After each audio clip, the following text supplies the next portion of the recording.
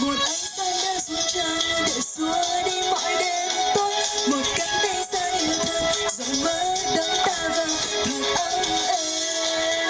Tôi niềm vui cho đời dịu em hiền hòa thật yên bình, sống ta vào miền đất yêu thương ấm ấm đầy tươi vui đầy hân hoan đầy rất sống. Anh sẽ chia sẻ duyên dáng làm ta thêm tình yêu và bao nhiêu ước mơ.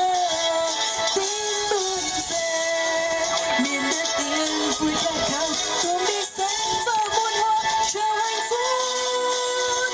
Nắm tay xanh với nhau ta đi, họ con tim cùng nhau để bay xa mãi xa. Với gió thấu ngàn dài lòng xuân vui và hân hoan cùng chung niềm tin vượt qua gian khó.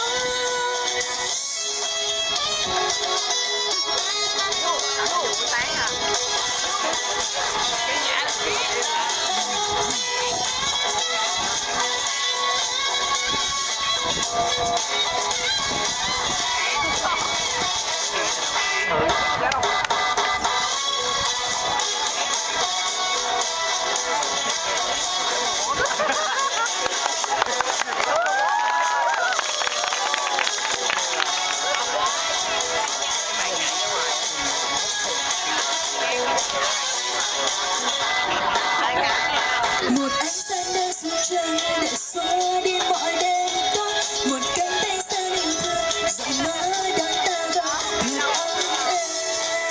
Cùng niềm vui cho đời dịu em hiền hòa thật yên bình, sống ta vào miền đất yêu thương ấm ấm đầy tươi vui đầy hân hoan đầy rất sống. Anh sẽ chia sẻ duyên dáng làm ta thêm tình yêu và bao nhiêu ước mơ. Tin mừng về miền đất yên vui khát khao cùng đi sống và muôn hoa cho hạnh phúc. Nắm tay sẽ với nhau ta đi, hòa con tim cùng nhau để bay xa mãi xa. Với gió thấu ngàn dài lòng xuân vui và hạnh